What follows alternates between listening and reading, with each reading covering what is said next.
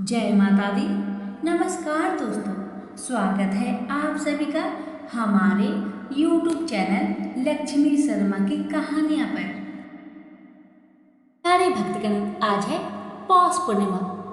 आप सभी को पौष पूर्णिमा व्रत की ढेर सारी शुभकामनाएं। भगवान आप सभी की मनोकामना को पूर्ण करे। हे गणेश महाराज, हे सत्यनारायण भगवान, हे लक्ष्मी नारायण, आपकी व्रत करने वाले भक्तों की, कथा कहने वालों की, कथा सुनने वालों की और हुक्का भरने वाले की सभी की मनोकामना को पूर्ण करना, सभी की कष्टों को दूर करना। प्रेम से बोलिए श्री सत्यनारायण भगवान की जय। प्यारे भक्तगणों, आज आप सुनेंगे पौष पूर्णिमा में सुनी जाने वाली सभी कथाएं एक साथ। इन कथा को बड़े ही श्रद्धा भाव से पूरा अवश्य सुने।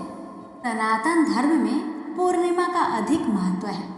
पौष माह में पड़ने वाली पूर्णिमा तिथि को पौष पूर्णिमा के नाम से जाना जाता है। कहा जाता है कि पूर्णिमा की तिथि चंद्रमा की प्रिय होती है। पौष पूर्णिमा के दिन गंगा स्नान, दान और सूर्य देव को अर्घ्य देने का विधान है। साथ ही इस दिन जगत के पालनहार भगवान विष्णु और माँ लक्ष्मी की पूजा की जाती है। धार्मिक मान्यता के अनुसार पौष पूर्णिमा के दिन गंगा स्नान कर विधि पूर्वक भगवान विष्णु और धन की देवी माँ लक्ष्मी की पूजा करने से घर में खुशियों का आगमन होता है और सभी मनोकामनाएं पूरी होती है। तो आइए प्यारे भक्तगणों, कथा शुरू करते हैं। एक बार श्री हरि नारायण देवी लक्ष्मी से बोले, लोगों में कितनी भक्ति बढ़ गई है, सब नारायण नारायण कहते हैं। भगवान की बात सुनकर लक्ष्मी जी बोली, आपको पाने के लिए नहीं, मुझे ही पाने के लिए भक्ति बढ़ गई है। इस पर श्री हरि बोले, लोग लक्ष्मी लक्ष्मी ऐसा जाप नहीं करते हैं। ये सब संवाद के बाद देवी लक्ष्मी बोली, अगर आपको विश्वास न हो तो परीक्षा हो जाए। जिसके बाद भगवान विष्णु एक गांव में ब्राह्मण का रूप धारण करके गए और एक घर का दरवाजा खटखटाया। अरे के यजमान, द्वार खोलकर पूछा, आप कौन है? तो प्रभु बोले, हम तुम्हारे नगर में परमात्मा का कथा कीर्तन करना चाहते हैं। जिस पर यजमान बोला, ठीक है महाराज, जब तक कथा होगी आप मेरे घर रहें। बाद में गांव के कुछ लोग इकट्ठा हो गए और सारी तैयारी कर दी। पहले दिन कुछ लोग आए, अब प्रभु स्वयं कथा कह रहे थे तो संगत बढ़ी। दूसरे और तीसरे दिन और भीड़ हो गई। विष्णु जी खुश हो गए कि कितनी भक्ति है लोगों के भीतर। उधर लक्ष्मी जी ने सोचा कि अब देखा जाएगी क्या चल रहा है।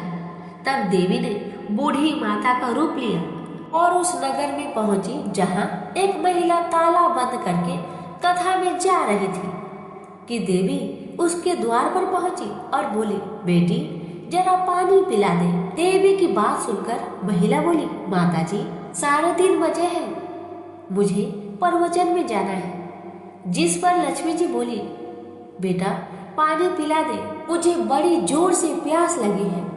तब उस महिला ने लोटा भर के पानी घर से लाई और माता ने पिया। तब लोटा वापस लौटाया तो वह लोटा सोने का हो गया। यह देखकर महिला सोच में पड़ गई कि मैंने लोटा तो दिया था पीतल का, ये सोने का हो गई। ये जरूर चमत्कारी माता है। तब उस महिला ने हाथ जोड़कर कहा, माता जी आपको भूख भी लगी होगी, खाना भी खा लीजिए। महिला ने लालच की इच्छा से सोचा कि जब इसने पानी पिया तो लोटा सोने का हो गया, जरूर खाना खाएगी तो थाली भी सोने की हो जाएगी। माता उसकी मनसा को समझ गई और कहने लगी, तुम जाओ बेटी, तुम्हारा प्रवचन का समय निकला जा रहा है। जिसके बाद वह महिला प्रवचन में आई, लेकिन अपने आसपास की सभी महिलाओं को सारी बात बताई। अब महिलाएं यह सुनकर चलते सत्संग के बीच से उठकर चली गई। वही अगले दिन इस कथा में लोगों की संख्या कम हो गई तो भगवान हरि ने पूछा कि लोगों की संख्या कम कैसे हो गई।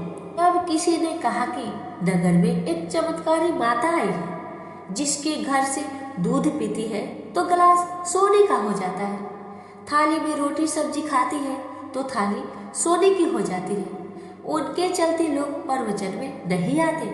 जिसके बाद विष्णु जी समझ गए कि देवी लक्ष्मी का आगमन हो चुका है। इतनी बात सुनते ही देखा कि जो यजमान सेठ जी थे वो भी उठ खड़े हो गए, चुपके से निकल लिए और माता लक्ष्मी के पास पहुंचकर बोले, माता, मैं तो भगवान की कथा आयोजन कर रहा था और आपने मेरे घर को ही छोड़ दिया।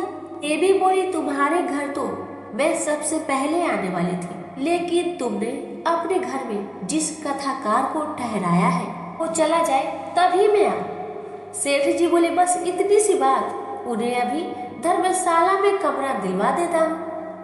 आप जैसे ही भगवान कथा करके घर आए तो सेठ जी बोले, महाराज, आप अपना बिस्तर बांधो और जाओ, आपके रहने की व्यवस्था आपसे धर्मशाला में कर दिया गया है। जिस पर महाराज बोले, अभी तो कथा के 2-3 दिन बचे हैं, यही रहने दो। सेठ बोले, नहीं नहीं, जल्दी जाओ, मैं कुछ नहीं सुनने वाला।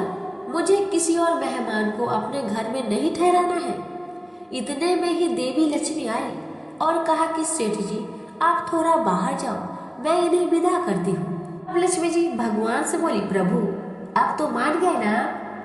देवी की बात सुनकर विष्णु जी बोले, हाँ लक्ष्मी, तुम्हारा प्रभाव दिखाई देता है, लेकिन एक बात यहाँ देखी गई, तुम वहाँ जाती हो जहाँ संत धार्मिक अनुष्ठान करते हैं और साफ तरह से कमाई करने वाले लोग रहते हैं। इसका अर्थ है संत जहाँ भी कथा करेंगे आप वहाँ अवश्य आगमन करेंगे। इतना कहकर श्री नारायण ने बैकुंठ के लिए प्रस्थान किया।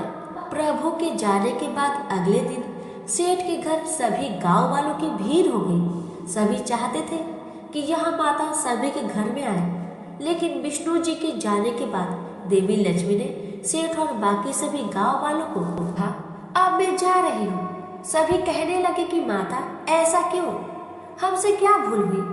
माता ने कहा, मैं वही रहती हूँ जहाँ नारायण का वास होता है। आपने नारायण को तो यहाँ से निकाल दिया, तो मैं यहाँ कैसे रह सकती हूँ? और माता भी वहाँ से चली गई। तो प्रेम से बोलिए, लक्ष्मी नारायण की जय। एक समय नैमिषारण्य तीर्थ में शौनकादि 88,000 ऋषियों ने श्री सूत जी से पूछा, हे प्रभु, इस कलयुग में वेद विद्या रहित मनुष्य को प्रभु भक्ति किस प्रकार मिलेगी तथा उनका उद्धार कैसे होगा? हे मुनि श्रेष्ठ, कोई ऐसा तप कहिए जिसमें थोड़े समय में पुण्य प्राप्त हो तथा वांछित फल भी मिले।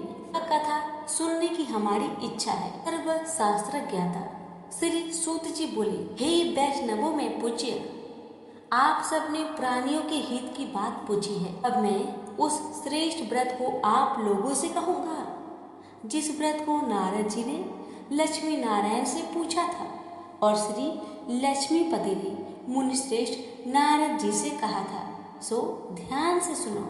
एक समय योगी राज नारद जी दूसरे के हित की इच्छा से अनेक लोकों में घूमते हुए मृत्यु लोक में आ पहुंचे। वहाँ पर अनेक योनियों में जन्म हुए प्राय सभी मनुष्य को अपने अपने कर्मों द्वारा अनेक दुखों से पीड़ित देखकर उन्होंने सोचा कि ऐसा क्या किया जाए कि मानवों के दुखों का नाश हो सके। ऐसा मन में विचार कर नारद जी विष्णु लोक को गए। वहाँ श्वेत वर्ण और 4 भुजाओं वाले देवों के इस नारायण को, जिनके हाथ में शंख चक्र गदा और पद्म थे तथा वरमाला पहने हुए थे, यह देखकर नारद जी स्तुति करने लगे, हे भगवान, आप अत्यंत शक्ति से संपन्न हैं। मन तथा वाणी भी आपको नहीं पा सकती। आपका आदि मध्य अंत नहीं है। निर्गुण स्वरूप सृष्टि के कारण भक्तों के दुखों को नष्ट करने वाले हैं। आपको मेरा नमस्कार है। नारद जी से इस प्रकार की स्तुति सुनकर विष्णु भगवान बोले, हे मुनि श्रेष्ठ, आपके मन में क्या है? आपका किस काम के लिए यहाँ आगमन हुआ है? वो सब निसंकोच कहिए। तब नारद मुनि बोले, मृत्यु लोक में सब मनुष्य जो अनेक योनि में पैदा हुए हैं अपने अपने कर्मों द्वारा अनेक प्रकार के दुखों से दुखी हो रहे हैं। हे नाथ, मुझ पर दया रखते हैं तो बताइए कि उन मनुष्य के सब दुख थोड़े से प्रयत्न से कैसे दूर हो सकते हैं।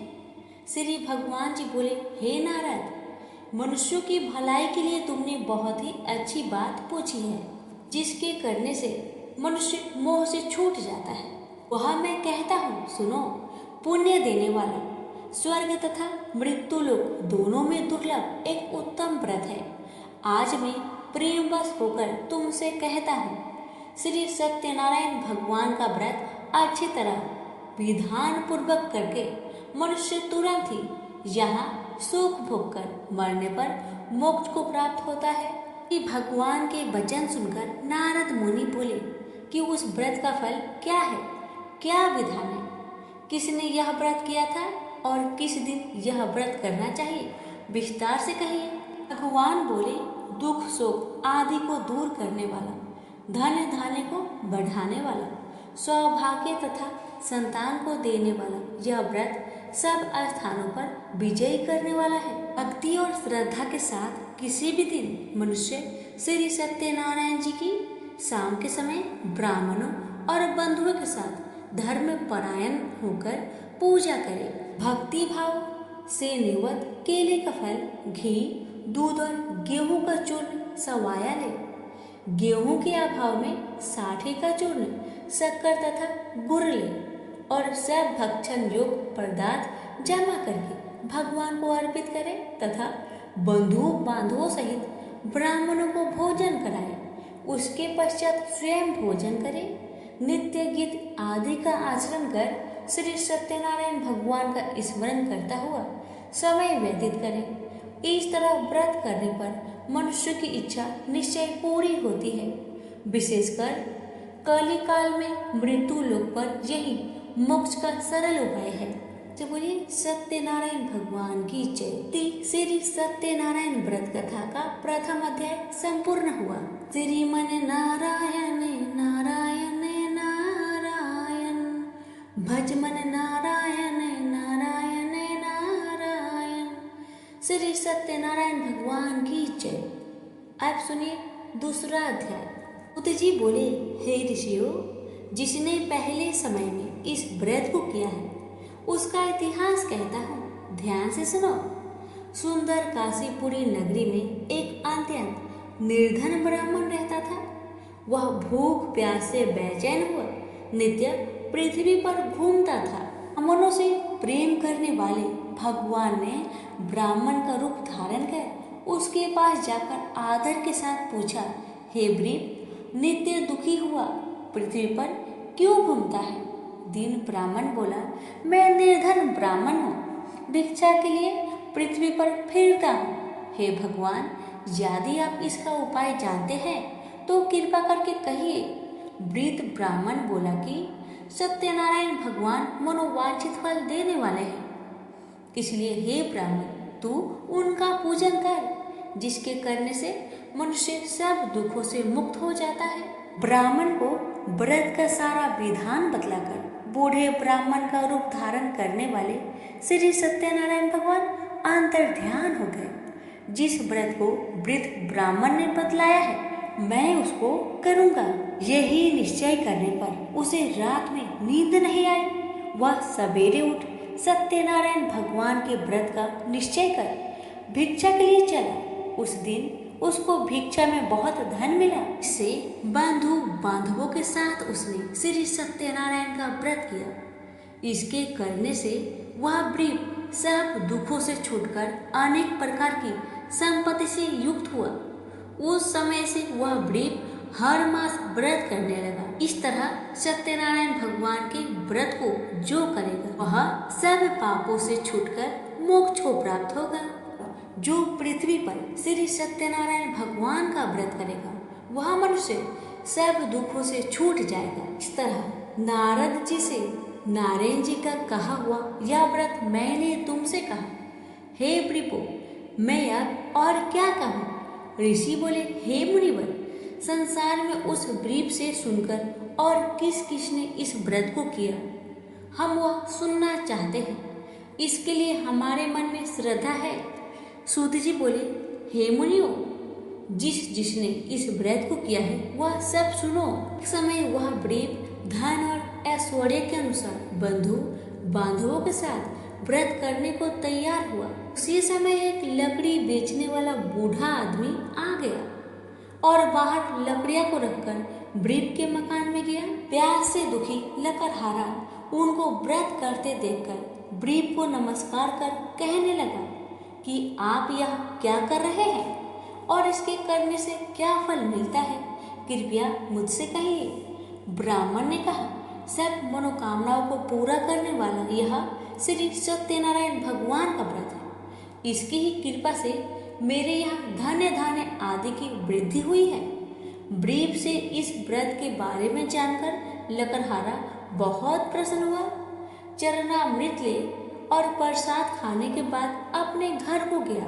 लकड़हारे ने अपने मन में इस प्रकार का संकल्प किया कि आज ग्राम में लकड़ी बेचने से जो धन मिलेगा उसी से मैं श्री सत्यनारायण भगवान का उत्तम व्रत करूंगा। यह मन में विचार कर वह बूढ़ा आदमी लकड़ियां अपने सिर पर रखकर जिस नगर में धनवान लोग रह रहे थे ऐसे सुंदर नगर में गया। उस रोज वहां पर उसे उन लकड़ियों का दाम पहले दिनों से चौगुना मिला। वह बूढ़ा लकड़हारा दाम ले और अति प्रसन्न होकर पके केले की फली, शक्कर, घी, दूध, दही और गेहूं का चूर्ण इत्यादि श्री सत्यनारायण भगवान के व्रत की कुल सामग्रियों को लेकर अपने घर गया। फिर उसने अपने भाई बंधुओं को बुलवाकर विधि के साथ भगवान जी का पूजन और व्रत किया। उस व्रत के प्रभाव से वह बूढ़ा लकड़हारा धन पुत्र आदि से युक्त हुआ और संसार के समस्त सुख भोगकर बैकुंठ को चला गया। श्री सत्यनारायण व्रत कथा का दूसरा अध्याय संपूर्ण है। श्रीमन नारायण नारायण नारायण भज मन नारायण नारायण नारायण। श्री सत्यनारायण भगवान की जय। सुनिए तीसरा अध्याय। सूत जी बोले, हे श्रेष्ठ मुनियों, अब आगे की कथा कहता हूँ। पहले समय में उल्कामुख नाम का एक बुद्धिमान राजा था। वह सत्यवक्ता और जितेंद्रिय था। प्रतिदिन देव स्थानों पर जाता तथा गरीबों को धन देकर उनका कष्ट को दूर करता था। उसकी पत्नी कमल के समान मुख वाली और सती साध्वी थी। भद्रशिला नदी के तट पर उन दोनों ने श्री सत्यनारायण भगवान का व्रत किया। उस समय वहां एक साधु नामक वैश्य आया। उसके पास व्यापार के लिए बहुत सा धन था। राजा का व्रत करते हुए देखकर वह विनय के साथ पूछने लगा, हे राजन, भक्ति युक्त चित्त से आप क्या कर रहे हैं? मेरी सुनने की इच्छा है, सो आप यह मुझे बताइए। राजा बोला, हे साधु, अपने बांधवों के साथ पुत्र आदि की प्राप्ति के लिए एक महाशक्तिमान श्री सत्यनारायण भगवान का व्रत व पूजन किया जा रहा है। राजा के वचन सुनकर साधु आदर से बोला, हे राजन, मुझसे इस सब का विधान कहो, मैं भी आपके कथानुसार इस व्रत को करूंगा। मेरे भी कोई संतान नहीं है और इससे निश्चय ही होगी। राजा से सब विधान सुन व्यापार से निवृत्त हो वह आनंद के साथ घर गया। साधु ने अपनी स्त्री से संतान देने वाले उस व्रत का वर्णन सुनाया और कहा कि जब मेरी संतान होगी तब मैं इस व्रत को करूंगा। साधु ने ऐसे वचन अपनी स्त्री लीलावती से कहे। एक दिन उसकी स्त्री लीलावती पति के साथ आनंदित हो सांसारिक धर्म में प्रवृत्त होकर श्री सत्यनारायण भगवान की कृपा से गर्भवती हो गई तथा 10वें महीने में उसके एक सुंदर कन्या का जन्म हुआ। दिनों दिन वह इस तरह बढ़ने लगी जैसे शुक्ल पक्ष का चंद्रमा बढ़ता है। कन्या का नाम कलावती रखा गया। तब लीलावती ने मीठे शब्द में अपने पति से कहा कि जो आपने संकल्प किया था कि सत्यनारायण भगवान का व्रत करूंगा, अब आप उसे करिए। साधु बोला, हे प्रिय, इसके विवाह पर करूंगा। इस प्रकार अपनी पत्नी को अवशासन दे वह नगर को गया। कलावती पितृगृह में वृद्धि को प्राप्त हो गई। साधु ने जब नगर में सखियों के साथ अपनी पुत्री को देखा तो तुरंत ही दूत को बुलाकर कहा कि कन्या के लिए कोई सुयोग वर देखकर लाओ। साधु की आज्ञा पाकर दूत कंचन नगर में पहुंचा और वहां पर खोज और देखभाल कर लड़की के लिए सुयोग बानिक पुत्र को ले आया। उस सुयोग लड़के को देखकर साधु ने अपने बंधु बांधवों सहित प्रसन्नचित अपनी पुत्री का विवाह उसके साथ कर दिया, किंतु दुर्भाग्य से विवाह के समय भी वह इस व्रत को करना भूल गया।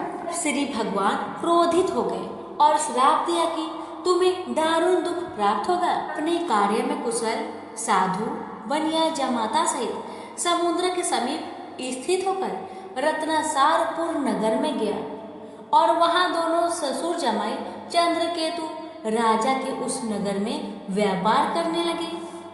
एक बार भगवान श्री सत्यनारायण की माया से प्रेरित कोई चोर राजा का धन चुराकर भाग जा रहा था, किंतु राजा के दूतों को आता देखकर चोर ने घबराकर भागते हुए राजा के धन को वही चुपचाप रख दिया जहां वे ससुर जमाई ठहरे हुए थे।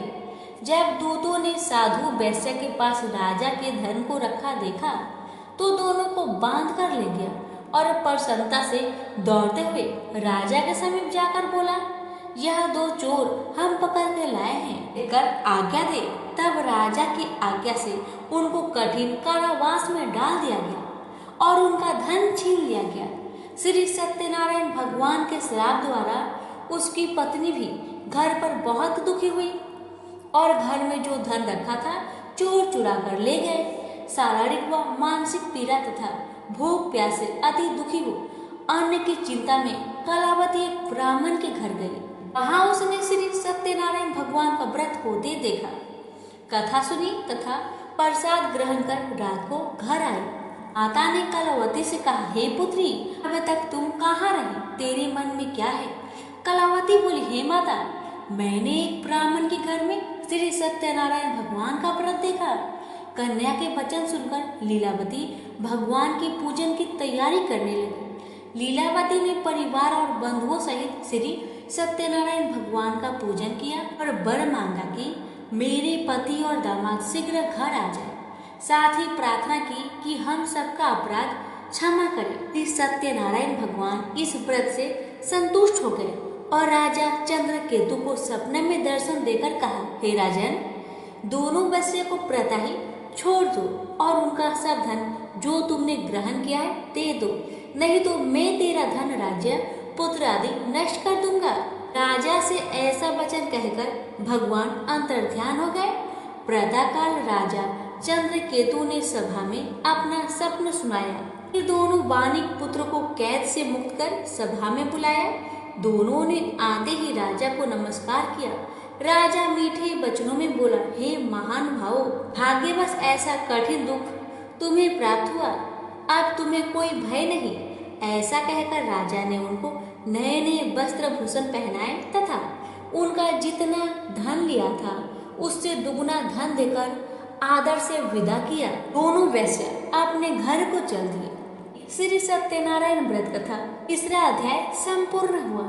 श्रीमन नारायण नारायण नारायण, भज मन नारायण नारायण नारायण।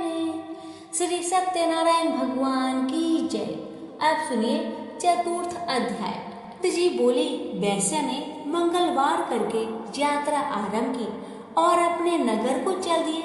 उनके थोड़ी दूर निकलने पर दंडी भेषधारी श्री सत्यनारायण ने उनसे पूछा, हे साधु, तेरे नाम में क्या है? अभिमानी वाणिक हंसता हुआ बोला, हे दंडी, आप क्यों पूछते हो? क्या धन लेने की इच्छा है? मेरी नाव में तो बेल और पत्ते भरे हैं। वैश्य का कठोर वचन सुनकर श्री भगवान ने कहा, तुम्हारा वचन सत्य हो। दंडी ऐसा कहकर वहां से दूर चले गए। कुछ दूर जाकर समुद्र के किनारे बैठ गए। दंडी की जाने पर वैश्य ने नित्य क्रिया करने के बाद नाव को ऊंची उठी देखकर अचंभा किया तथा नाव में बेल पत्ते आदि देकर मूर्छित हो गया, जमीन में गिर पड़ा। मूर्छा खोलने पर अत्यंत शोक प्रकट करने लगा। तब उसका दामाद बोला, आप शोक ना करें, यह दंडी का श्राप है, अतः उनकी शरण में चलना चाहिए हमें, तभी हमारी मनोकामना पूरी होगी। दामाद के वचन सुनकर वह डंडी के पास पहुंचा और अंत्यंत भक्ति भाव से नमस्कार करके बोला, मैंने जो आपसे असत्य वचन कहे थे उसको क्षमा करें। ऐसा कहकर महान शोकातुर रोने लगा। तब डंडी भगवान बोले, हे बानिक पुत्र, मेरी आज्ञा से बार बार तुम्हें दुख प्राप्त हुआ है, मेरी पूजा से विमुख हुआ। साधु बोला, हे भगवान, आपकी माया से ब्रह्मा आदि देवता भी आपके रूप को नहीं जानते, तब मैं अज्ञानी कैसे जान सकता हूँ। आप प्रसन्न होइए, मैं सामर्थ्य के अनुसार आपकी पूजा करूँगा। मेरी रक्षा कीजिए और पहले के समान नौका में धन भर दीजिए। उसके भक्ति युक्त वचन सुनकर भगवान प्रसन्न हो उसकी इच्छा अनुसार वर देकर अंतर ध्यान हो गए। तब उन्होंने नाव पर आकर देखा कि नाव धन से परिपूर्ण है।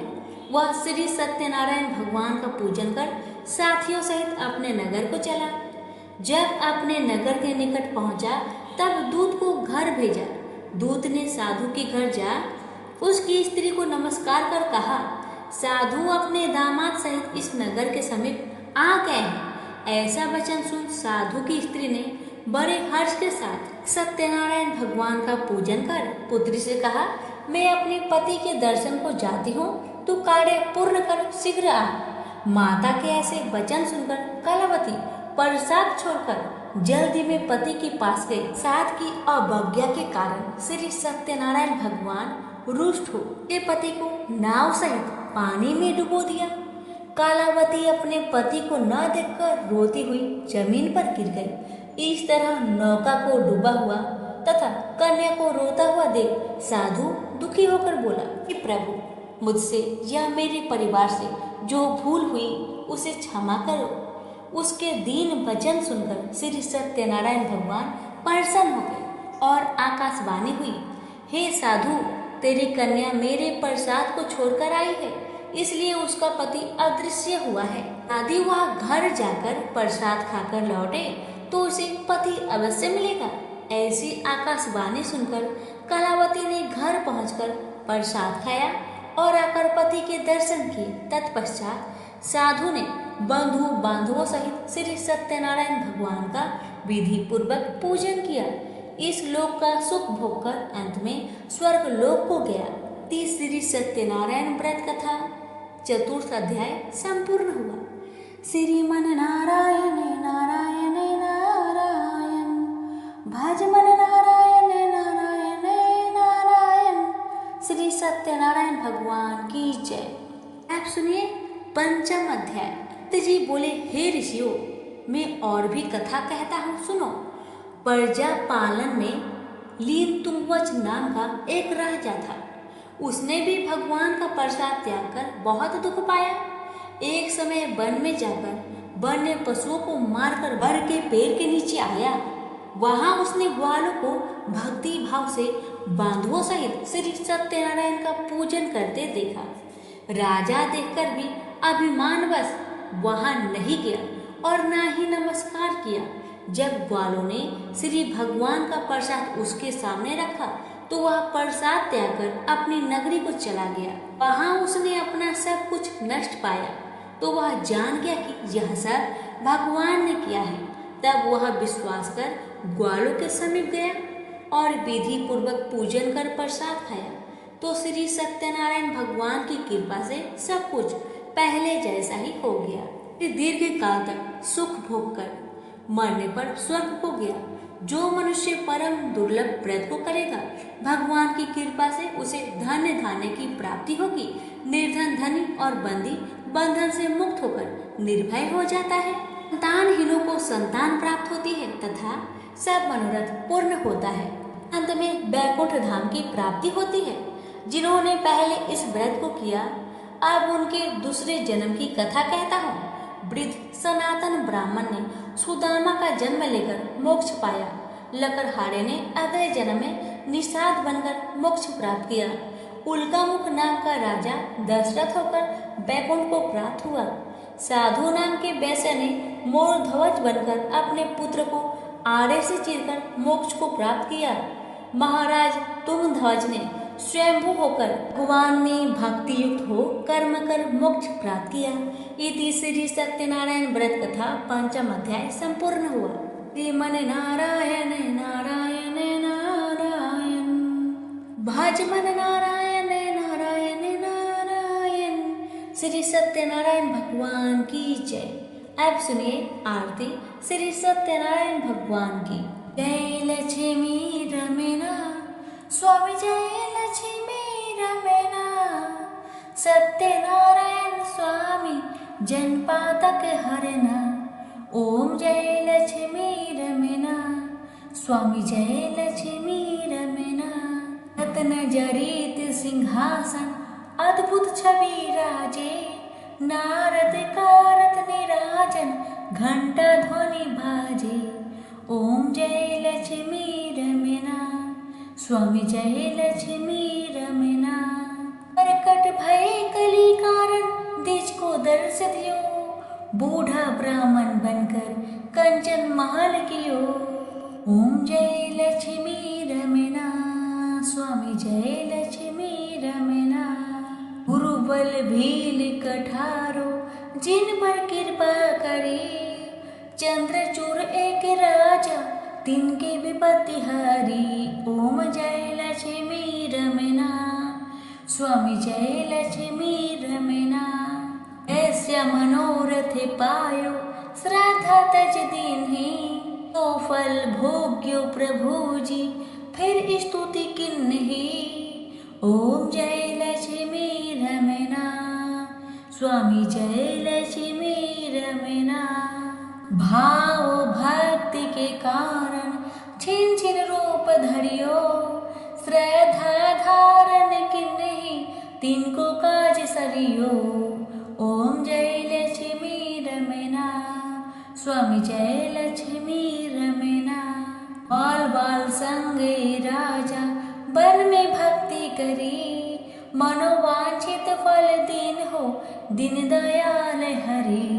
ओम जय लक्ष्मी रमना स्वामी, जय लक्ष्मी रमना। बढ़त प्रसाद सवायो कदली फल मेवा, धूप दीप तुलसी से राजी सत्य देवा। ओम जय लक्ष्मी रमना स्वामी, जय लक्ष्मी रमना। श्री सत्यनारायण जी की आरती जो कोई नर गावे, स्वामी जो कोई नर गावे। रिद्धि सिद्धि सुख संपत्ति सहज रूप पावे। जय लक्ष्मी रमना स्वामी, जय लक्ष्मी रमना। सत्यनारायण स्वामी जनपातक हरना। ओम जय लक्ष्मी रमना स्वामी, जय लक्ष्मी रमना। प्रेम से बोलिए श्री सत्यनारायण भगवान की जय। अर्जुन ने पूछा, हे केशव, मैं संन्यास एवं त्याग के तत्व पृथक पृथक जानने की इच्छा करता हूँ। श्री कृष्ण बोले, हे पार्थ, कामना वाले कर्मों के त्याग को ज्ञानी लोग संन्यास मानते हैं और अज्ञानी पुरुष फल के त्याग को त्याग कहते हैं।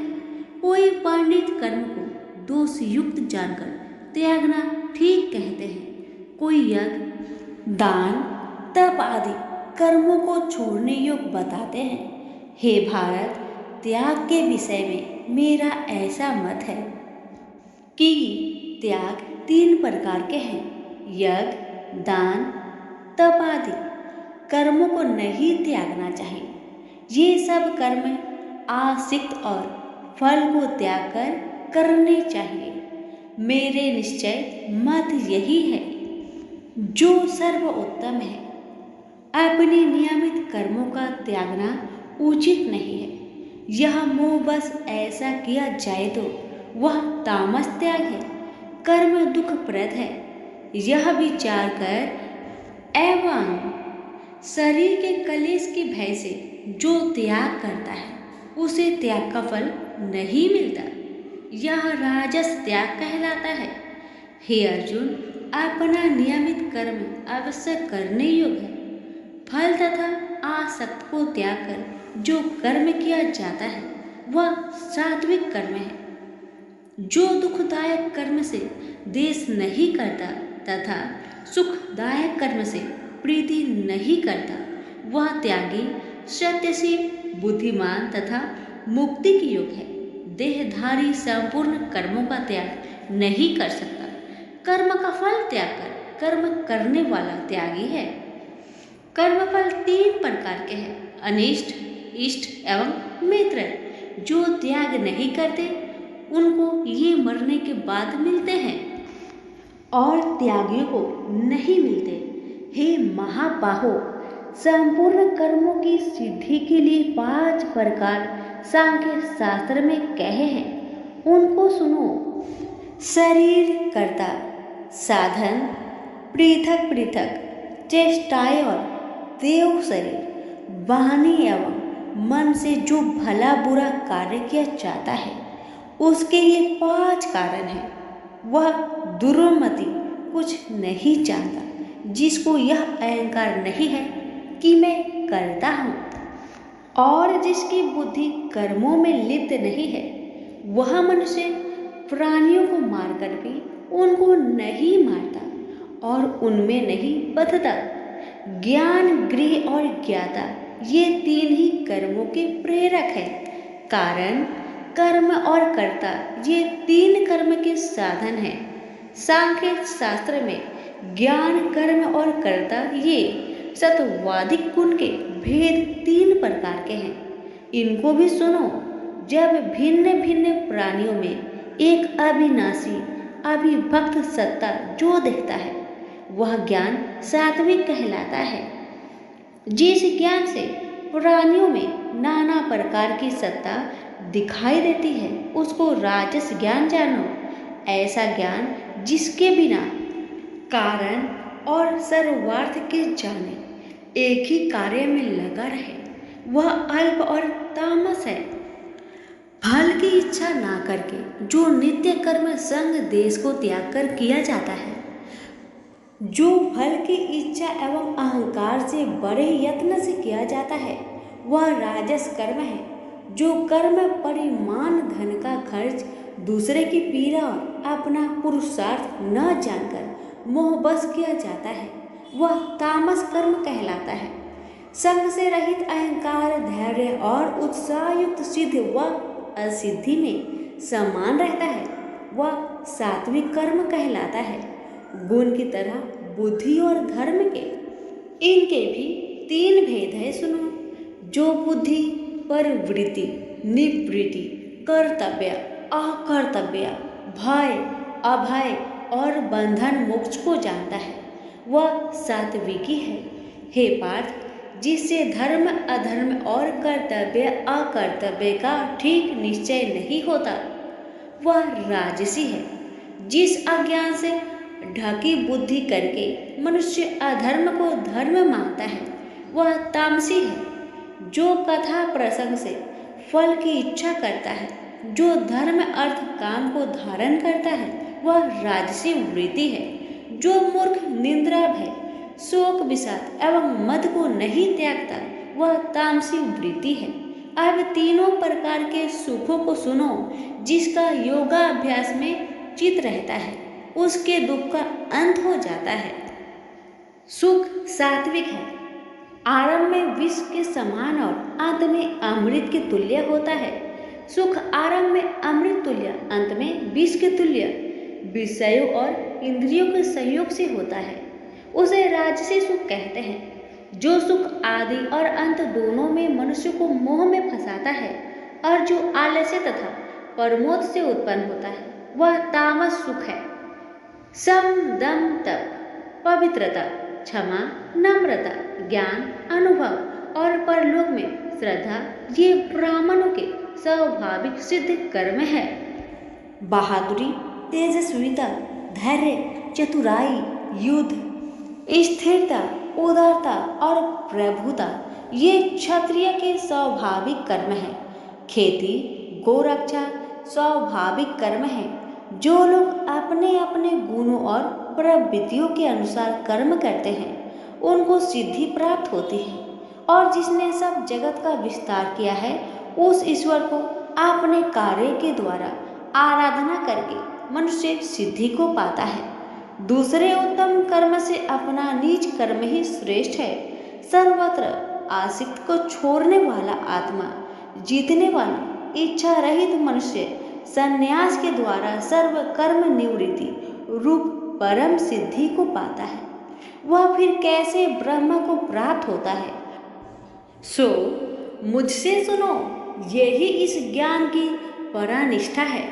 शुद्ध बुद्धि से युक्त होकर धृति द्वारा इस मन को बस में लगाकर शब्द आदि विषयों को छोड़कर राग देश से रहित होकर एकांत में रहने वाला मिताहारी वाणी और मन को जीतने वाला नित्य ध्यान युक्त और वैराग्य अहंकार बल घमंड काम क्रोध तथा परिग्रह छोड़कर ममताहीन और शांत मनुष्य ब्रह्म भाव के योग होता है। व्रत को प्राप्त हुआ पुरुष दत्तचित होकर सुख व अभिलाषा को नहीं करता है। जीवन मात्र में समदर्शी होकर मुझ में परम भक्ति पाता है।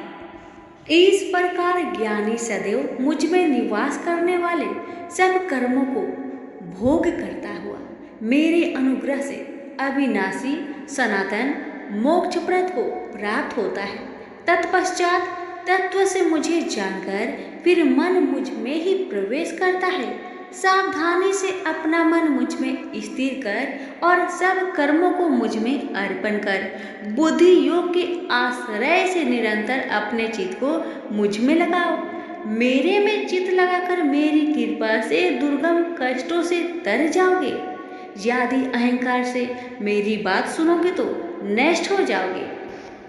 यदि अहंकार का आश्रय लेकर युद्ध नहीं करूँगा ऐसा मानते हो तो यह तुम्हारा निश्चय झूठा है, क्योंकि स्वभाव तुम्हें युद्ध करवाएगा। हे कौतन्या, जिस कर्म को तू अब मोह से करना चाहता है उसे अपने स्वाभाविक कर्म से बंधा हुआ बेबस होकर करेगा। हे अर्जुन, जीवों के हृदय में स्थिर ईश्वर उनको माया से भ्रमा रहा है, मानो सब यंत्र पर चढ़े हैं। हे भारत, सब भावों में उसी की कृपा से परम शांति एवं मुक्ति को पाओगे। यह गूढ़ ज्ञान मैंने तुमसे कहा है, इसे भली भांति विचार कर जैसा चाहते हो वैसा ही करो। अब तो सबसे गूढ़ वचन भी सुन, क्योंकि तू मेरा परम मित्र है, इसलिए मैं तेरे हित ही कहूँगा। मेरे में मन लगाओ, मेरे ही भक्त हो, मेरे ही यज्ञ करो और मेरा ही नाम जपो। सब धर्मों को छोड़कर मेरी शरण में आओ, मैं तुम्हें सब पापों से छुड़ा दूंगा। यह मेरा रहस्य ऐसे पुरुष जो तप न करता हो, मेरा भक्त ना हो, कभी भी नहीं कहना चाहिए। जो इस परम गुप्त ज्ञान को मेरे भक्तों में प्रकट करेगा वही मेरी परम भक्ति को पाकर अंत में निश्चय ही मुझ में लीन हो जाएगा। इस धर्म संवाद को जो कोई पढ़ेगा उसे मैं समझूंगा कि उसने ज्ञान यज्ञ से मेरी पूजा की है। जो श्रद्धावान पुरुष दोष ढूंढे बिना इसको सुनेगा वह भी मुक्त होकर पुण्य आत्माओं को मिलने वाले शुभ लोक को प्राप्त होगा। हे पार्थ, तुमने एकाग्रचित्त से मेरे कहे हुए उपदेश को सुना या नहीं? हे धनंजय, तुम्हारा अज्ञान से उत्पन्न हुआ मोह नष्ट हुआ या नहीं? अर्जुन ने कहा, हे भगवान, आपकी कृपा से मेरा मोह नष्ट हो गया और स्मृति जागृत हुई है। अब मैं निसंदेह आपकी आज्ञा पर स्थिर हूँ और जैसा आपने कहा है मैं वैसा ही करूँगा। संजय बोले, हे धृतराष्ट्र, मैंने महात्मा वासुदेव और अर्जुन का यह प्रेरणा देने वाला अद्भुत संवाद सुनाया। व्यास जी की कृपा से साक्षात ये स्वयं श्री कृष्ण जी के मुख से इस परम हुआ संवाद को मैंने सुना। हे राजन, श्री कृष्ण और अर्जुन के इस अद्भुत पुण्य कारक संवाद को स्मरण करके मन बार बार प्रसन्न होता है। श्री कृष्ण भगवान के उस अद्भुत रूप को स्मरण करके मुझे बड़ा ही विस्मय होता है। हे राजन, मैं बारंबार प्रसन्न होता हूँ मेरी ऐसा धारणा है कि जहाँ योगेश्वर भगवान श्री कृष्ण हैं और जहाँ पार्थ जैसा धनुर्धर है, वही राजलक्ष्मी, विजय, ऐश्वर्य और अटल नीति है। सभी प्रेम से बोलिए श्री कृष्ण भगवान की जय हो। सुनिए 18वें अध्याय का महात्म्य। श्री भगवान जी बोले, हे लक्ष्मी, अब 18वें अध्याय का महात्म्य सुन। जैसे सब नदियों में गंगा जी, गौ में कपिला, कामधेनु और ऋषियों में नारद श्रेष्ठ है, उसी तरह गीता जी के सब अध्यायों में 18वां अध्याय श्रेष्ठ है। एक समय सेमरु पर्वत पर देवलोक में इंद्र अपनी सभा लगाए बड़ी प्रसन्नता में बैठे थे, उर्वशी नृत्य कर रहे थे। इतने में एक चतुर्भुज रूप जीव को पार्षद ले आए और इंद्र को वह बहुत अखरे। उस तेजस्वी को बैठा तो दिया, किंतु अपने गुरु बृहस्पति जी से कहा, हे गुरुदेव, आप त्रिकालदर्शी हो, देखो इसने ऐसा कौन सा पुण्य किया है जिससे यह इंद्र आसन का अधिकारी हुआ। मेरे जाने तो इसने तीर्थ व्रत या दान कोई नहीं किया, शिवालय व ठाकुर मंदिर नहीं बनवाया, तालाब नहीं खुदवाया। यह सब बातें बृहस्पति जी ने भगवान से कही। तब भगवान ने बृहस्पति जी से कहा कि इसके मन में तो भोगों की वासना थी, परंतु यह गीता जी के 18वें अध्याय का नित्य पाठ करता था। इससे जब इसने अपनी देह को त्यागी, तब मैंने आज्ञा करी, हे पार्षदों, तुम इसको पहले ले जाकर इंद्र लोक के सुख भोगवाओ। जब इसका मनोरथ पूर्ण हो जाए, तब मेरी सायुज्य मुक्ति को पहुंचा दो। सो तुम जाकर भोगों की सामग्री इकट्ठी कर दो। तब इंद्र आदि सब देवताओं ने आकर भोगों की सब वस्तु एकत्र कर दी और कहा, पहले तुम इंद्र लोक के सुखों को भोगो। बहुत काल तक इंद्रपुरी के सुख भोग कर फिर भगवान की कृपा से सामुज्य मुक्ति पाकर बैकुंठ का अधिकारी हुआ। श्री नारायण जी बोले कि हे लक्ष्मी, यह 18वें अध्याय का महात्मा है। गंगा, गीता, गायत्री, कलयुग में यह तीनों मुक्ति की दाता है। प्रेम से बोलिए लक्ष्मी नारायण की जय। द्वापर युग में एक समय की बात है कि यशोदा जी ने श्री कृष्ण से कहा, हे कृष्ण, तुम सारे संसार के उत्पन्न करता, पोषण तथा उनके संहार करता हो। आज कोई ऐसा व्रत मुझसे कहो जिसके करने से मृत्यु लोक में स्त्रियों को विधवा होने का भय न रहे, तथा यह व्रत सभी मनुष्य की मनोकामनाएं पूर्ण करने वाला हो।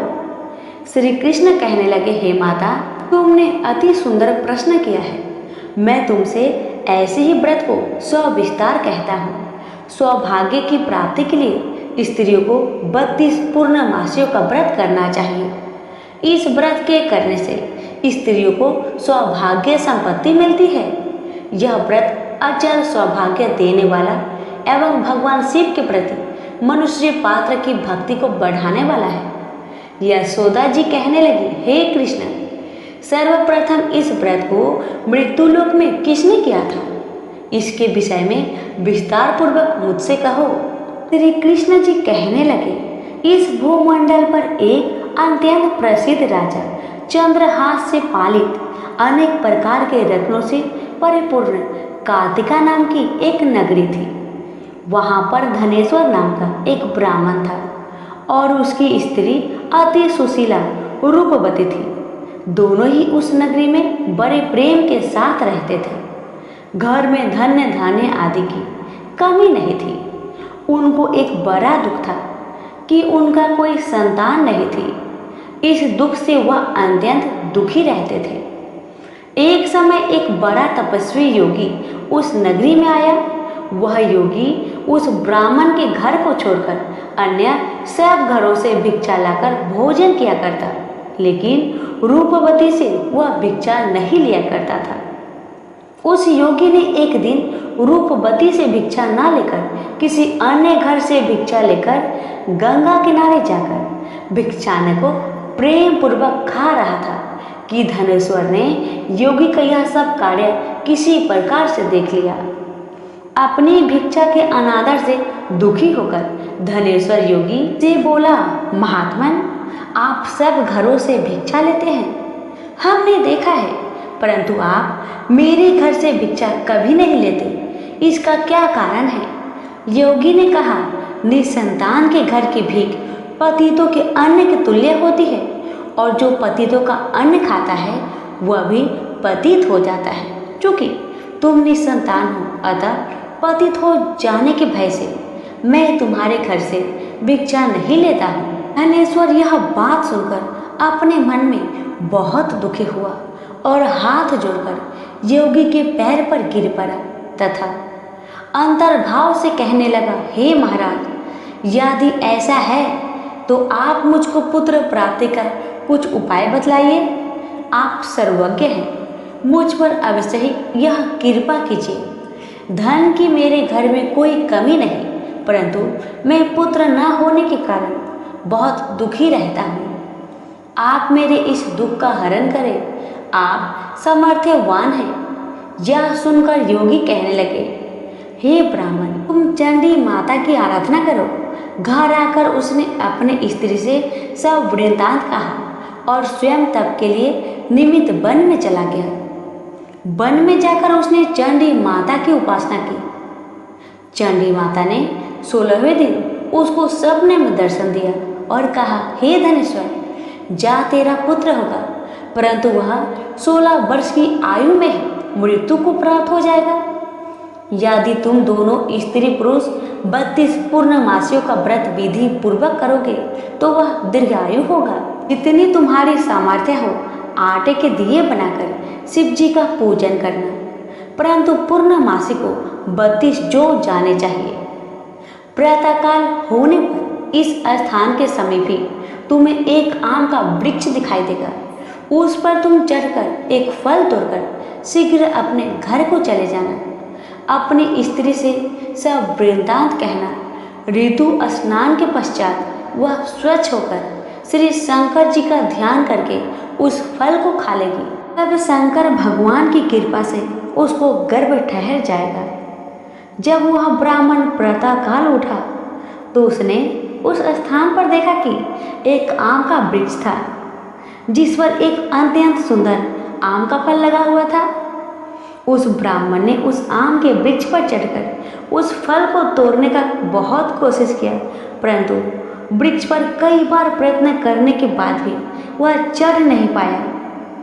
तब तो उस ब्राह्मण को बहुत चिंता हुई और उसने विघ्न विनाशक श्री गणेश जी की वंदना करने लगा। हे दयानिधे, अपने भक्तों के विघ्नों का नाश करके उनके मंगल कार्य को करने वाले, दुष्टों का नाश करने वाले, रिद्धि सिद्धि को देने वाले, आप मुझ पर कृपा करके इतना बल दे कि मैं अपने मनोरथ को पूर्ण कर सकूं। इस प्रकार गणेश जी की प्रार्थना करने पर उनकी कृपा से धनेश्वर पेड़ पर चढ़ गया और उसने एक अति सुंदर आम का फल देखा। उसने विचार किया कि जो वरदान से फल मिला था वह यही है और कोई फल दिखाई भी तो नहीं देता। उस धनेश्वर ब्राह्मण ने जल्दी से उस फल को तोड़कर अपनी स्त्री को लाकर दिया और उसकी स्त्री ने अपने पति के कथन अनुसार उस फल को खा लिया और वह गर्भवती हो गई। देवी जी की असीम कृपा से उसे एक अत्यंत सुंदर पुत्र उत्पन्न हुआ, जिसका नाम उन्होंने देवीदास रखा। माता पिता की हर्ष और शोक के साथ वह बालक शुक्ल पक्ष की चंद्रमा की भांति अपने पिता के घर में बढ़ने लगा। भगवान की कृपा से वह बालक बहुत ही सुंदर, सुशील, विद्या बढ़ने में बहुत ही निपुण हो गया। दुर्गा जी की आज्ञा अनुसार उसकी माता ने 32 पूर्णमासी का व्रत रखना आरंभ कर दिया, जिससे उसका पुत्र बड़ी आयु वाला हो जाए। 16वां वर्ष लगते ही देवीदास के माता पिता को बड़ी चिंता हो गई कि कहीं उनके पुत्र की इस वर्ष मृत्यु ना हो जाए। इसलिए उन्होंने अपने मन में विचार किया कि यदि यह दुर्घटना उनके सामने हो गई तो वह कैसे सहन कर सकेंगे। आज तो उन्होंने देवीदास के मामा को बुलाया और कहा कि हमारी इच्छा है कि देवीदास 1 वर्ष तक काशी में जाकर दिया चयन करे और उसको अकेला भी नहीं छोड़ना चाहिए, इसलिए साथ में तुम चले जाओ और 1 वर्ष के पश्चात इसको वापस लौटा लाना। सब प्रबंध करके उसके माता पिता ने काशी जाने के लिए देवीदास को एक घोड़े पर बैठाकर उसके मामा को उसके साथ कर दिया, किंतु यह बात उसके मामा या किसी और को नहीं कहा। धनेश्वर ने सपत्नीक अपने पुत्र की मंगल कामना तथा दीर्घ आयु के लिए भगवती दुर्गा की आराधना और पूर्णमासियों का व्रत करना आरंभ कर दिया। इस प्रकार बराबर 32 पूर्णमासी का व्रत पूरा किया। कुछ समय पश्चात एक दिन वह दोनों मामा और भांजा मार्ग में रात्रि बिताने के लिए किसी ग्राम में ठहरे हुए थे। उस दिन उस गांव में एक ब्राह्मण की अत्यंत सुंदरी, सुशीला, विदुषी और गुणवती कन्या का विवाह होने वाला था। जिस धर्मशाला के अंदर वर और उसकी बारात ठहरी हुई थी, उसी धर्मशाला में देवीदास और उसके मामा भी ठहरे हुए थे। संयोगवश कन्या को तेल आदि चढ़ाकर मंडप आदि का कृत्य किया गया तो लगन के समय वर को धनुर्वात हो गया। अस्तु वर के पिता ने अपने कुटुंबियों से परामर्श करके निश्चय किया कि यह देवीदास मेरे पुत्र जैसा ही सुंदर है, मैं इसके साथ ही लगन करा दूं और बाद में विवाह के अन्य कार्य मेरे लड़के के साथ हो जाएगी। ऐसा सोचकर देवीदास के मामा से जाकर बोला कि तुम थोड़ी देर के लिए अपने भांजे को हमें दे दो, जिससे विवाह के लग्न का सब कृत्य सुचारू रूप से हो सके। तब उसका मामा कहने लगा कि जो कुछ भी मधुपर्क आदि कन्यादान के समय वर को मिले वह सब हमें दिया जाए, तो मेरा भांजा इस बारात का दूल्हा बन जाएगा। यह बात वर के पिता ने स्वीकार कर लेने पर उसने अपना भांजा वर बनने को भेज दिया और उसके साथ सब विवाह कार्य रात्रि में विधि पूर्वक संपन्न हो गया। पत्नी के साथ वह भोजन न कर सका और अपने मन में सोचने लगा कि ना जाने यह किसी स्त्री होगी। वह एकांत में इसी सोच में गहरा निश्वास छोड़ने लगा। तब उसकी आंखों में आंसू भी आ गए। तब वधू ने पूछा कि क्या बात है, आप इतने उदास व दुखी क्यों रह रहे हो? तब उसने सब बातें जो वर के पिता व उसके मामा में हुई थी उसको बता दिया। कन्या कहने लगी कि यह ब्रह्म विवाह के विपरीत हो कैसे सकता है? देव, ब्राह्मण और अग्नि के सामने मैंने आपको ही अपना पति बनाया है, इसलिए आप ही मेरे पति हैं। मैं आपकी ही पत्नी रहूंगी, किसी अन्य की कदापि नहीं। तब देवीदास ने कहा, ऐसा मत करिए, क्योंकि मेरी आयु बहुत थोड़ी है। मेरे पश्चात आपकी क्या गति होगी, इन बातों को अच्छी तरह विचार लो। परंतु वह ढीठ विचार वाली थी। बोली कि जो आपकी गति होगी वह मेरी गति होगी। हे स्वामी, आप उठिए और भोजन करिए, आप निश्चय ही भूखे होंगे। इसके बाद देवीदास और उसकी पत्नी दोनों ने भोजन किया तथा शेष रात्रि वो सोते रहे। प्रातःकाल देवीदास ने अपनी पत्नी को 3 नगों से जड़ी हुई एक अंगूठी दी, एक रुमाल दिया और बोला, हे प्रिय, इसे लो और संकेत समझकर स्थिर चित हो जाओ। मेरा मरण और जीवन जानने के लिए एक पुष्प वाटिका बना लो, उसमें सुगंधित वाली एक नवमल्लिका लगा लो, उसको प्रतिदिन जल से सींचा करो और आनंद के साथ खेलो कूदो तथा उत्सव मनाओ। जिस समय और जिस दिन मेरा प्राण होगा ये फूल सूख जाएंगे और जब ये फिर हरे हो जाए तो जान लेना कि मैं जीवित हूँ।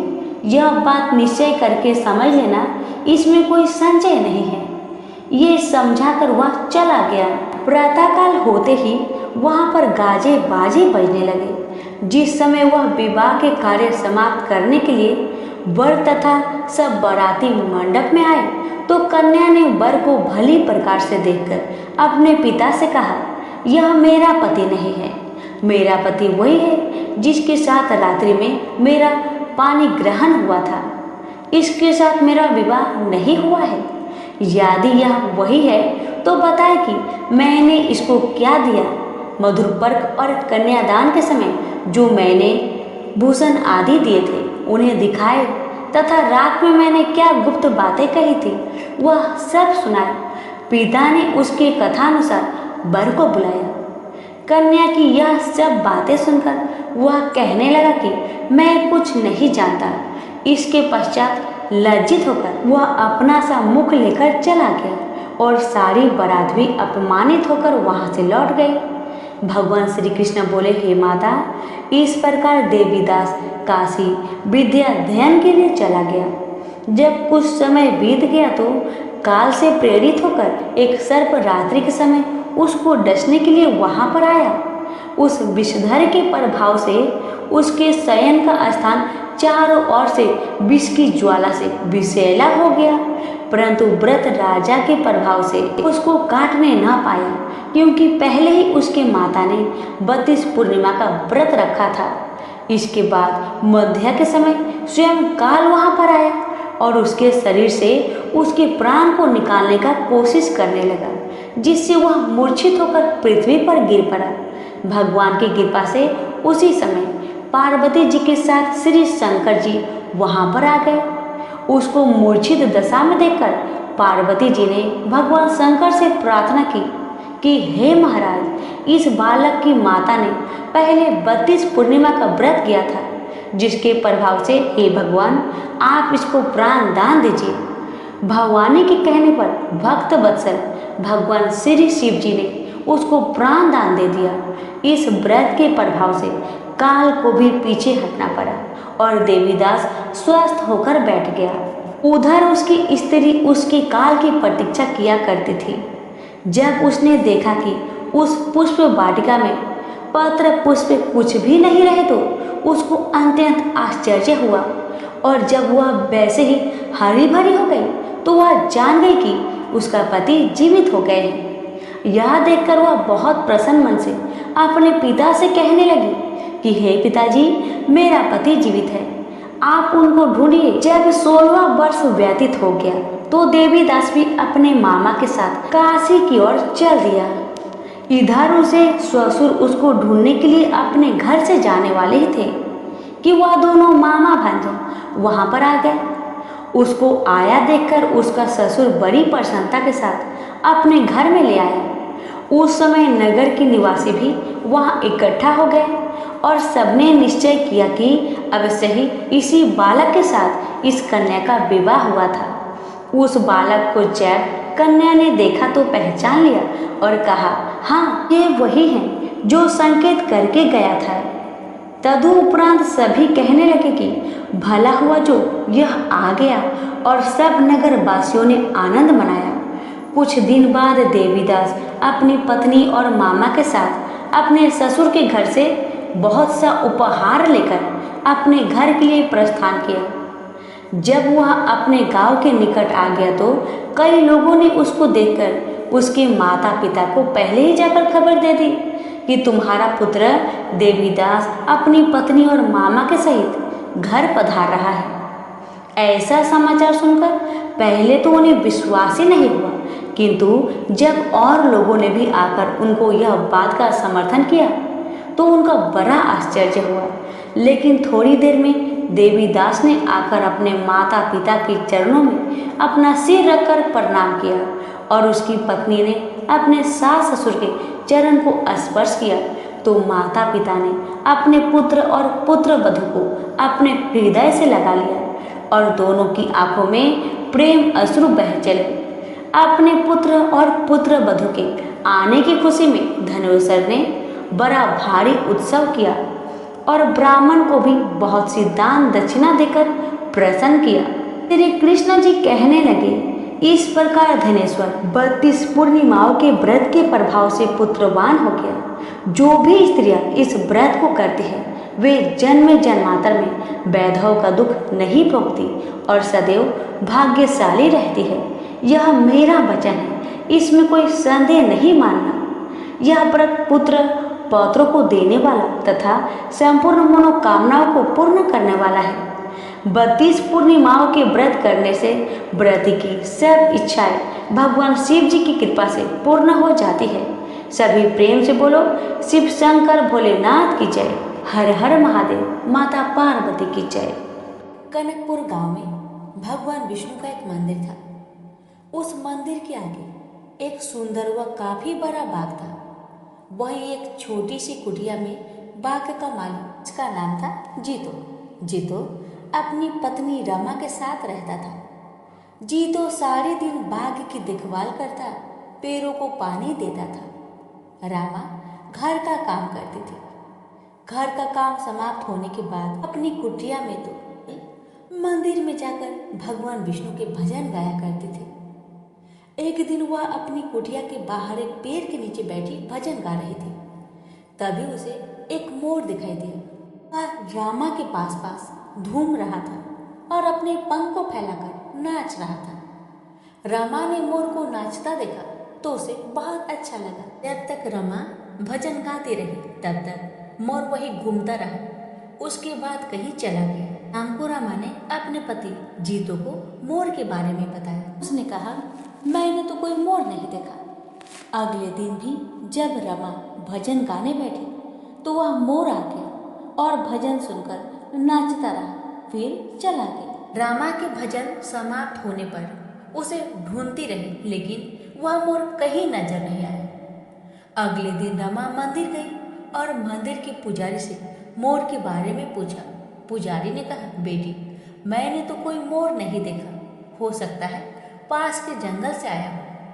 तब रमा ने कहा, लेकिन बाबा, मैं जब भजन गाती हूँ वह तभी आता है और जैसे ही भजन पूरा हो जाता है वह चला जाता है, उसके बाद कहीं नजर नहीं आता। तब पुजारी बाबा ने कहा, बेटी, वह साधु या संत होगा जिसका जन्म मोर के रूप में हुआ है। वह जब भी भगवान श्री विष्णु के भजन सुनता है तो झूमने लगता है। इसी तरह कुछ दिन बीत गए। वह मोर हर दिन भजन सुनने आने लगा। एक दिन रमा ने जीतो से कहा, वह मोर हर दिन भजन सुनने आता है, मुझे कुछ समझ नहीं आता है। तब जीतो ने कहा, अरे बाग है, पंछी उड़ते उड़ते आ जाते हैं, ऐसे ही मोर भी आ जाता होगा। तुझे लगता है वह तेरा भजन सुनने आता है? हो सकता है वह खाने की तलाश में आता हो। अगले दिन जब वह मोर आया तो रमा ने बीच में ही भजन गाना बंद कर दिया और मोर के सामने जाकर बैठ गई। उसे देखकर मोर जाने लगा। रामा ने कहा, हे पंछीराज मयूर, तुम साधारण मयूर नहीं हो। मैं तुम्हारे बारे में जानना चाहती हूँ, तुम कौन हो? यह सुनकर मोर रोने लगा। उसने इंसान की आवाज में कहा, माता, मैं पिछले जन्म में एक शिकारी था। जंगल से मोर पकड़कर उनके पंख निकालकर बाजार में बेचा करता था। एक बार जंगल में मैंने एक मोर पकड़ा। उसके पंख निकालने के कारण वह घायल हो गया और मरने लगा। तब उसने मुझसे कहा, हे दुष्ट शिकारी, तूने धन की लालच में जाने कितने मोरों को मारा होगा। हमारे पंख निकालने के कारण जो कष्ट हमें होता है वह तू कभी नहीं समझ सकता। इसलिए मैं तुझे श्राप देता हूँ कि अगले जन्म में तू मोर बने और तुझे भी इसी प्रकार का कष्ट हो। यह कहकर वह रोने लगा। तब रमा ने पूछा, तुमने जो किया उसकी सजा तो तुम्हें मिल ही रही है, लेकिन तुम इंसान की तरह कैसे बोल लेते हो और इस श्राप से तुम्हें कैसे मुक्ति मिल सकती है? तब उस मोर ने कहा, आज जब कोई मेरे पंख निकालता है तो मुझे बहुत दर्द होता है, लेकिन इस कष्ट को सहते हुए जब से मेरा जन्म हुआ है मैंने श्री हरि विष्णु का नाम जाप शुरू कर दिया। इस जाप के कारण मेरे कष्ट कम हो गए। आपको भजन गाता देखकर मेरा मन नाचने को बेचैन हो जाता है। भगवान श्री हरि विष्णु की मुझ पर बहुत कृपा है, मैं कभी भी अपना रूप बदल सकता हूँ। यह कहकर वह सुंदर लड़के के रूप में प्रकट हो जाता है। उसे देखकर रमा बहुत खुश होती है और पूछती है, किंतु तुम किसी और को क्यों दिखाई नहीं देते? तब मोर रूपी लड़के ने कहा, मैं इंसान के रूप में रहता हूँ, किंतु जब कोई श्री हरि विष्णु का नाम का गुणगान करता है तो मैं अपने को रोक नहीं पाता और मोर के रूप में नाचने लगता हूँ। रमा ने आगे पूछा, तुम्हें इस शराब से कैसे मुक्ति मिल सकती है? क्या मैं तुम्हारी कोई मदद कर सकती हूँ? तब मोर ने कहा, माता यह बहुत कठिन है। यदि आप अपने पति के साथ 1 सप्ताह तक बिना अन्न जल ग्रहण किए यज्ञ का अनुष्ठान करेंगी और मुझे पुत्र के रूप में पाने की कामना करेंगी तो भगवान विष्णु की कृपा से मुझे मोर के जन्म से मुक्ति मिल जाएगी और मैं आपको पुत्र के रूप में प्राप्त हो जाऊंगा। रामा ने शाम को यह बात अपने पति जीतो को बताई। जीतो ने मंदिर के पुजारी से बात की और यज्ञ का अनुष्ठान किया। 7 दिन लगातार यज्ञ चलता रहा। 7वें दिन यज्ञ की अंतिम आहुति के साथ मोर ने अपने प्राण त्याग दिए और 9 महीने बाद रमा के गर्भ से एक तेजस्वी बालक के रूप में जन्म लिया। कहा जाता है भगवान विष्णु की कृपा से हर प्राणी को कष्टों से मुक्ति मिल जाती है। प्रेम से बोले विष्णु भगवान की जय। किसी गांव में एक बूढ़ी माई रहती थी। वह बहुत गरीब थी और आंखों से अंधी भी थी। उसका एक बेटा और बहू थी। वह बुढ़िया सदैव गणेश महाराज की पूजा किया करती थी। एक दिन गणेश भगवान उसकी श्रद्धा भक्ति को देखकर बहुत प्रसन्न हुए। गणेश भगवान ने सोचा, ये बुढ़िया माई तो आंखों से अंधी है, फिर भी मेरी पूजा पाठ कितना श्रद्धा के साथ करती है, इसलिए मुझे इसके लिए कुछ करना चाहिए। इतना ही सोचकर गणेश जी उस बुढ़िया माई के सामने प्रकट होकर बोले, बुढ़िया माई, तू जो चाहे सो मुझसे मांग ले, मैं तुझसे बहुत प्रसन्न हूँ। बुढ़िया माई हाथ जोड़कर गणेश महाराज से बोली, हे भगवान, मुझे तो कुछ मांगना ही नहीं आता, तो मैं कैसे मांगू और क्या मांगू, आप ही मुझे बताए। बूढ़ी माई की बातें सुन गणेश महाराज कहने लगे, माई तू अपने बेटे बहू से पूछकर कुछ मांग लेना। तब बूढ़ी माई ने अपने बेटे से कहा, बेटा गणेश जी कहते हैं कि तू कुछ मांग ले, तो तुम बताओ बेटा मैं क्या मांगू। बेटा ने कहा, माँ तुम ढेर सारा धन दौलत मांग ले। बहू से पूछा तो बहू ने कहा कि आप नाती मांग लीजिए माँ जी। तब बूढ़ी माई मन ही मन में सोचने लगी, बेटा बहू तो सिर्फ अपने लिए ही सोच रहे हैं, मेरे लिए तो कोई सोचता ही नहीं। इतना सोचकर बूढ़ी माई ने सोचा, एक बार अपनी पड़ोसन से पूछ कर आऊं कि मेरी पड़ोसन क्या कहती है। बुढ़िया ने पड़ोसन से पूछा तो उसने कहा, बुढ़िया माई तू तो थोड़े दिन ही जिएगी, क्या तू धन मांगे और क्यों नाती मांगे, तू तो अपनी आंखों की रोशनी मांग ले, जिससे तेरी जिंदगी आराम से कट जाएगी। बेटा बहू और पड़ोसन का राय लेकर बुढ़िया माई गणेश महाराज के पास आई और बोली, हे गणेश महाराज, यदि आप मुझ पर प्रसन्न है तो मुझे 9 करोड़ की माया दे, निरोगी काया दे, अमर सुहाग दे, आंखों की रोशनी दे, नाती दे, पोता दे और सब परिवार को सुख दे और अंत में मोक्ष दे। बुढ़िया माई की बातें सुन गणेश जी कहने लगे, बुढ़िया माई तुमने तो हमें ठग लिया, फिर भी जो तूने मांगा वचन के अनुसार सब कुछ तुझे मिलेगा।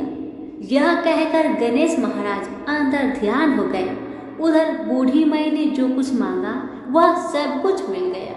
गणेश जी महाराज जैसे आपने उस बुढ़िया माँ को सब कुछ दिया वैसे ही सबको देना। कहानी कहने वाले, सुनने वाले, पुकारे भरने वाले सभी के परिवार पर अपनी कृपा सदा बनाए रखना। सभी मिलकर बोलिए, गणेश भगवान की जय हो, विनायक महाराज की जय हो।